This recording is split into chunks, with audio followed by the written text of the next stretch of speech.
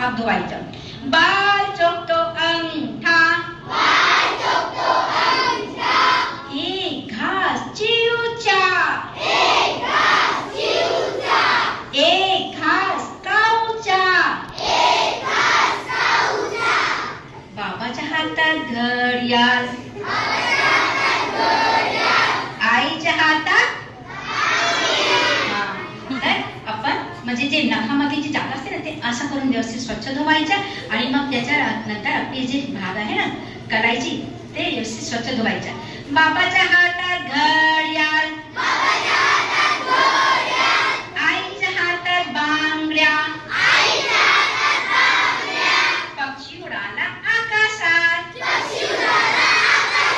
म्हणजे आपले जे हात आपण आता धुतले तर मग ते हवेत वाढवायचे असतात. असं घाण कापडामध्ये स्कर्ट वगैरे मध्ये घुसायचं असतं.